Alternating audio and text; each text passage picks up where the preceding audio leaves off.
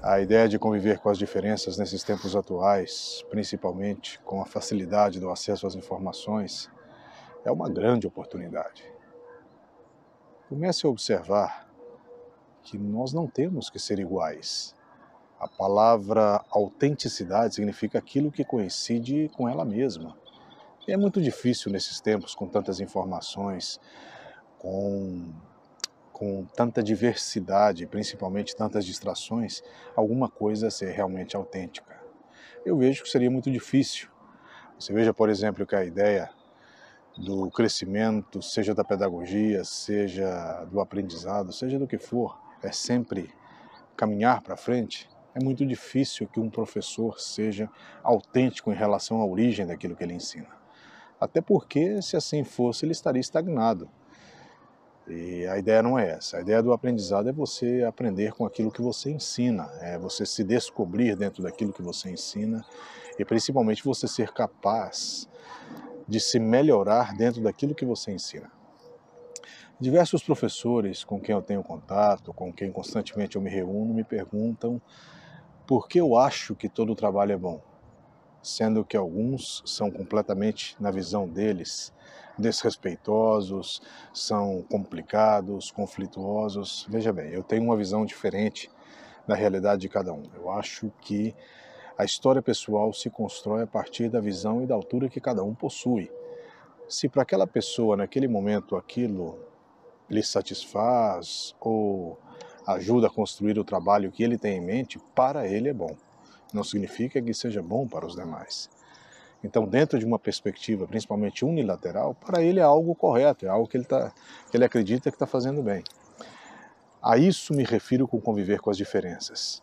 O fato de eu achar que alguma coisa não é correta ou que alguma coisa não está bem não significa que aquilo não esteja bem, né?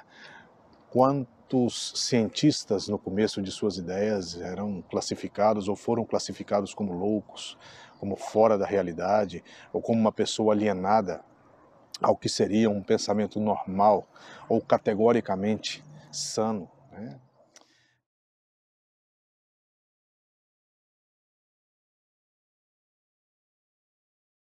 Eu acho que a evolução, o progresso, ele estimula isso. Você conviver com o diferente, você conviver com o outro sem a necessidade da comparação estabelecendo um melhor que o outro, até porque isso não existe, esse pensamento dual, pelo menos na minha vida ele não existe.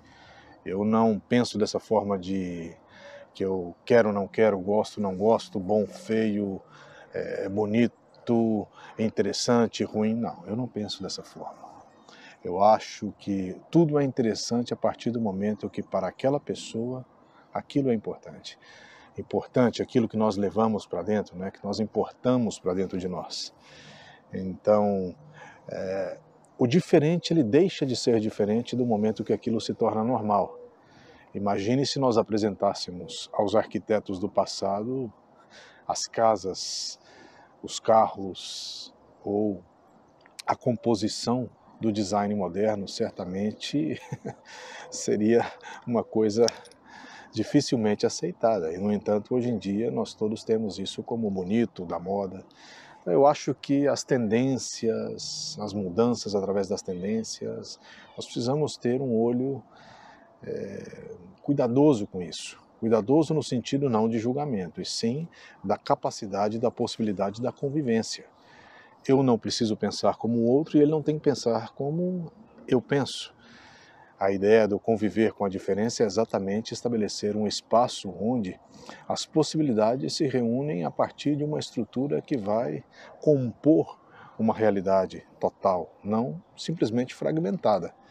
Agora, se ela for fragmentada, que ela seja importante dentro daquela situação. Imagine, por exemplo, que interessante, se eu tenho uma vela, 10 pessoas têm a vela apagada e nós estamos numa escuridão e a minha vela está acesa, se eu acender a vela de cada um deles, eu não vou perder a minha chama da minha vela, eles vão ganhar uma chama nova e o ambiente vai ficar muito mais iluminado. Nós precisamos reavaliar essa ideia da diferença, essa ideia do que eu penso em relação ao outro e por que eu tenho que me expressar de maneira tão dura em relação àquilo que eu não estou de acordo. A aceitação, ela implica simplesmente em você observar. Não significa que eu quero aquilo para a minha vida, mas eu aceito a possibilidade daquilo existir, e daquilo ser feliz, e daquilo prosperar, e daquilo conquistar o seu espaço. Essa ideia do monopólio do egoísmo, eu acho que isso já passou de época, isso está muito démodé, né? Está muito fora de moda.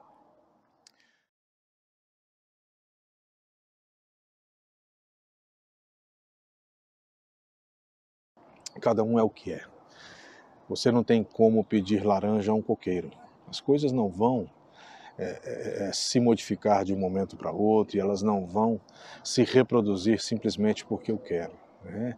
Então essa ideia do bom, do ruim, daquele sabe, aquele não sabe, não. Nós não temos como conhecer uma pessoa, nós não temos como conhecer um rio somente pela superfície. É preciso colocar os dois pés dentro do rio para você ver a profundidade daquilo.